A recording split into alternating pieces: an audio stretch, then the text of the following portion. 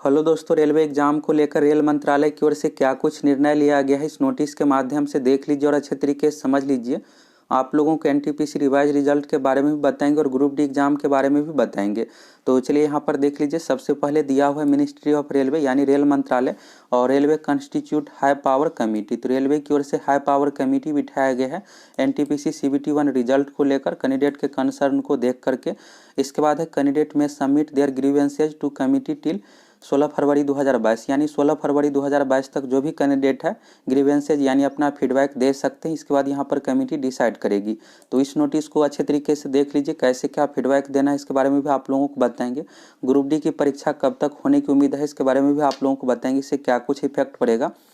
इसके बाद यहाँ पर पोस्टेड डेट यहाँ पर आप देख सकते हैं 26 जनवरी 2022 11:16 AM पर इसे अपडेट किया गया पीआईबी के माध्यम से। तो PIB press information bureau Bharat सरकार का एक समाचार होता है और इसी के माध्यम से कोई भी अगर निर्णय लिया जाता है तो उसी के माध्यम से दिया जाता है। इसके बाद यहाँ पर आप देखिएगा पहले नंबर में हाई पावर कमेटी। तो हाई पावर कमेटी यहाँ पर बैठाया गया कैंडिडेट की समस्याओं को देखते हुए और यह जो बैठाया गया है यहाँ पर देखिएगा एम्प्लॉयमेंट नोटिफिकेशन CN01 2019। तो यह जो एनटीपीसी से संबंधित है और रेलवे रिक्रूटमेंट बोर्ड की ओर से रिजल्ट जो जारी किया गया था 14 से 15 जनवरी 2022 को। तो इसी रिजल्ट को लेकर कैंडिडेट में बहुत ज़्यादा यहाँ पर समस्या है और आंदोलन कर रहे हैं। इसी को लेकर यहाँ पर रेलवे की ओर से कमेटी बिठाया गया है।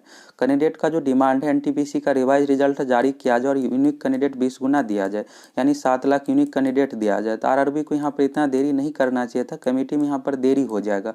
रिजल्ट और परीक्षा प्रक्रिया में भी कमेटी का रिपोर्ट आएगा।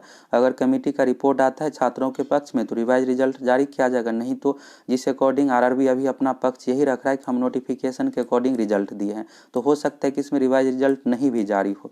अब ये कमेटी पर सब कुछ डिसाइड पड़ेगा और आप लोग अधिक से अधिक यहाँ पर फीडबैक ग्रीवेंसेज दीजिए जिससे यहाँ पर छात्रों के पक्ष में फैसला हो। इसके बाद है the committee will go to following issue raised by candidate and give recommendation. पहले नंबर पर यहाँ पर result of first stage CBT. तो एनटीपीसी संबंधित है शॉर्ट लिस्टिंग कैंडिडेट जो यहाँ पर है, जो पास है वो भी यहाँ पर फीडबैक दे सकते हैं और जो कैंडिडेट फेल है जिसका रिजल्ट नहीं आया सभी यहाँ पर दे सकते हैं।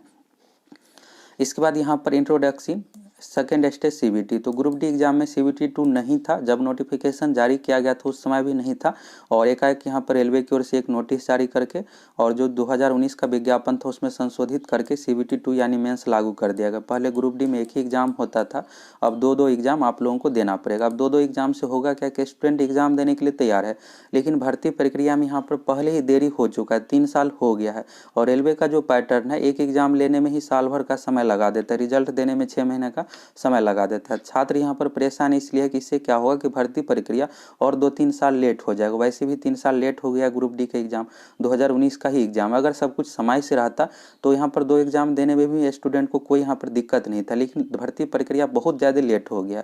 अब अगर CBT 2 एग्जाम लिया जाएगा तो इससे क्या होगा कि अभी CBT 1 का एग्जाम होगा, फिर आंसर की जारी होगा, रिजल्ट में भी 1 साल का समय लग जाएगा, फिर CBT 2 फिर से एग्जाम का आंसर की रिजल्ट, ये सब प्रक्रिया में बहुत ज़्यादा डिले हो जाएगा। तो इसलिए स्टूडेंट यहाँ पर तैयार नहीं है CBT 2 के लिए और ये कहीं से सही भी नहीं है कि 3 साल बाद आपको याद आता है कि हमको CBT 2 लेना है, वो भी एग्जाम से 1 महीना पहले।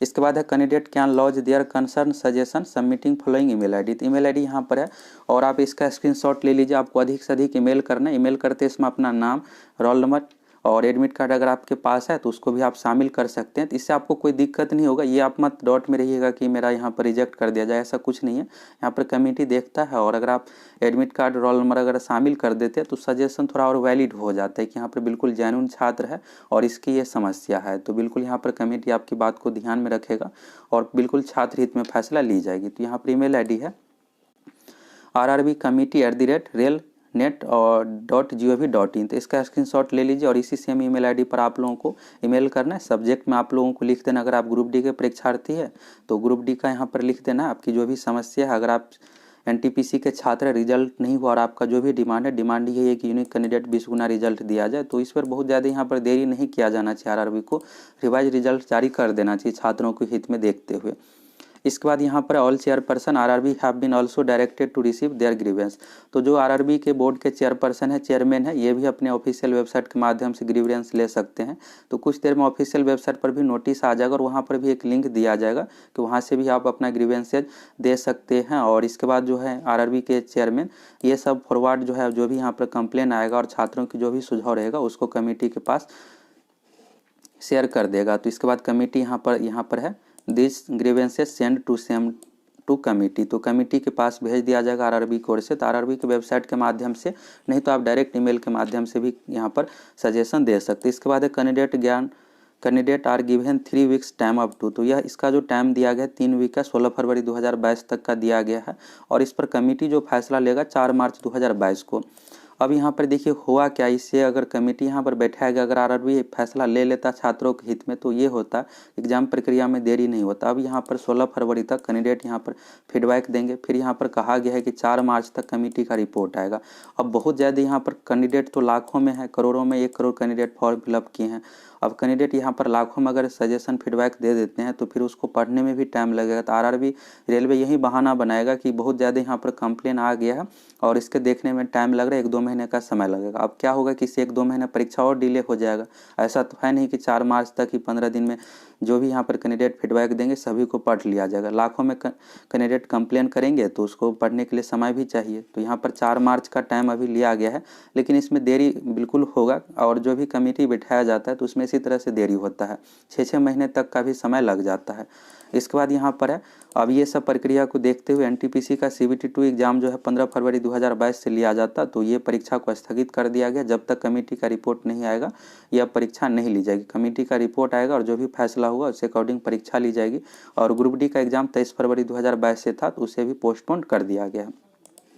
इस नोटिस के माध्यम से आप लोगों को समझ में आ गया होगा कि कैसे क्या यहाँ पर आप लोगों को फीडबैक देना है। तो आप लोग अधिक से अधिक फीडबैक दीजिए और आप लोगों का इस पर क्या कहना है आप लोग कमेंट करके बताइए। अब इससे हुआ क्या कि भर्ती प्रक्रिया में और देरी हो गया, वैसे भी 3 साल का देरी हो ही गया है। 2019 का ही भर्ती है, फरवरी 2019 का, और फरवरी आ गया है 2022, तो 3 साल में कंप्लीट नहीं हुआ है। अब कमेटी की रिपोर्ट यहाँ पर आएगा, उसके बाद यहाँ पर परीक्षा प्रक्रिया और जो भी रिजल्ट है उसको लेकर निर्णय लिया जाएगा। तो आप लोग अधिक से अधिक फीडबैक दीजिए जिससे यहाँ पर जो भी कमेटी बैठाया गया है तो छात्रों के हित में फैसला ले और छात्रों को बिल्कुल न्याय मिले और जो भी छात्र इससे वंचित हो गया रिजल्ट से सभी का रिजल्ट दिया जाए। और ग्रुप डी एग्जाम में CBT2 लागू किया गया तो ये कहीं से सही भी नहीं है। 3 साल के बाद आरआरबी को ध्यान आता है कि हमें CBT2 भी लेना चाहिए और इससे क्या होगा कि भर्ती प्रक्रिया बहुत ज़्यादा देरी हो जाएगा, डिले हो जाएगा, 2-3 साल तक और चला जाएगा। और आप लोग इस ईमेल आईडी का स्क्रीनशॉट ले लीजिए। आपकी जो भी समस्या है इस पर आप ईमेल कर सकते हैं, आप अपना फीडबैक दे सकते हैं रेलवे एनटीपीसी रिवाइज रिजल्ट को लेकर या फिर ग्रुप डी CBT2 एग्जाम को लेकर। आपकी जो भी समस्या है इस पर आप ईमेल कर सकते हैं। ईमेल आईडी है rrbcommittee@railnet.gov.in। तो इस पर आप लोग अधिक से अधिक ईमेल कीजिए, अपना फीडबैक दीजिए जिससे छात्र हित में फैसला हो।